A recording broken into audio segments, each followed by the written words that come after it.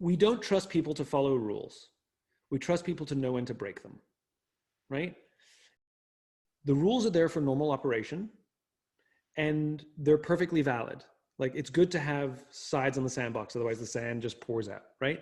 So the rules give guidance. There's nothing wrong with policies and rules and things like that, but they're guidance. And if something goes wrong, we have to find out why it went wrong, right? So I've told this story a bunch of times, so you can interrupt me if you know it. True story, two true stories about that happened in the Air Force. The Air Force has a very, very simple rule. Do not fly into Iranian airspace. Really easy, right?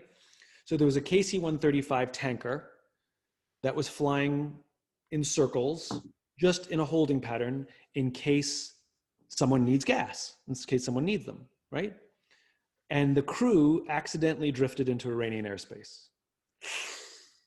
It sets off all kinds of alarm bells, right? Not good. Completely different incident, unrelated, different time. Another KC-135, just coincidentally, was doing the same thing. They were doing donuts in case somebody needed them, and a fighter jet called bingo, which means they ran out of gas. They need gas.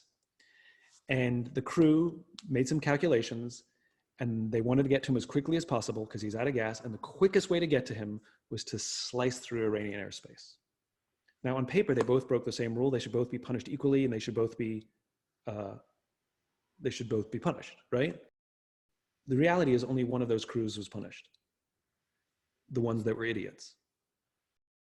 But the crew that made the decision to cut through the space, knowing full well that it was against the rules, knowing full well that they could get in trouble, and it would accept the punishment if it happened, weren't punished, because context matters. So the question is why is somebody late 3 times in a row? Is it because they live far away, because they're taking care of their sick mother, and they've been struggling to get the bus every day because their bus has been, Is it because they're a single parent and they're struggling to get the kids out in the morning to school? Or is it because they overslept because they're lazy? Or because they went partying the night before and they missed their job and you're a pushover, so whatever, they just take advantage of you? I don't know. Could be one of both, And the question is we don't want them to be late, but we understand that they're struggling. So how do we find a middle ground? You cannot be late anymore, but I understand that you're struggling because you can't get the kids out of school. Let's work together to see how we can make this work. Can we change your shift? What works for you? Like, let's work together to make this work.